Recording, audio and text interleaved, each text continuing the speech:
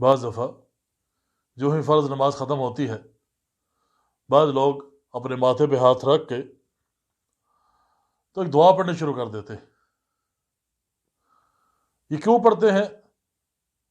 وہ یہ سمجھتے ہیں کہ ہاتھ رکھ کر دعا پڑھنے سے غم بھی ختم ہوتا ہے اور ہم بھی ختم ہوتا ہے، یعنی غم بھی ختم ہو جاتے ہیں، دکھ بھی ختم ہو جاتے ہیں۔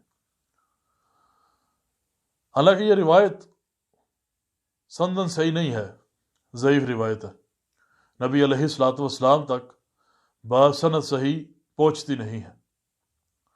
اس روایت کو امام ابن سنی علیہ رحمہ، جن کا نام ہے حافظ ابو بکر احمد بن محمد بن اسحاق رحمہ اللہ، جو کہ معروف ہیں ابن سنی کے لقب کے ساتھ، ان کی کتاب ہے عمل الیوم واللیلہ، اس کے اندر یہ روایت نقل فرماتے ہیں کہ انس بن مالک رضی اللہ تعالیٰ عنہ فرماتے ہیں کان رسول اللہ صلی اللہ علیہ وسلم اذا قضا صلاتہ مسح جبہتہ بیدہ الیمنی، کہ نبی علیہ الصلوۃ والسلام جب نماز ختم کرتے اپنی پیشانی پر اپنا دایاں ہاتھ رکھتے، ثم قال، پھر یہ فرماتے اشہد ان لا الہ الا اللہ هو الرحمن الرحیم اللہم اذہب عنی الہم والحزن، اے اللہ میرے ہم کو بھی اور حزن کو بھی دور کر دے۔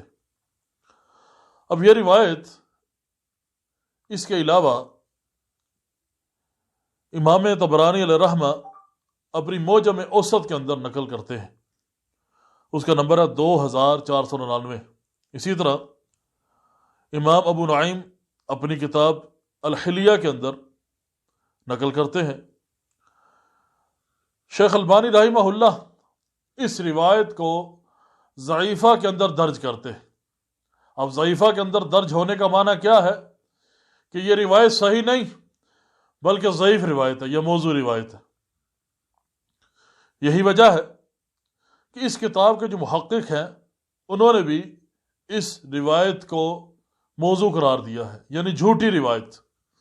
اور شیخ البانی رحمہ اللہ کیا فرماتے ہیں؟ ھذا اسناد موضوع، اس روایت کی سند موضوع ہے۔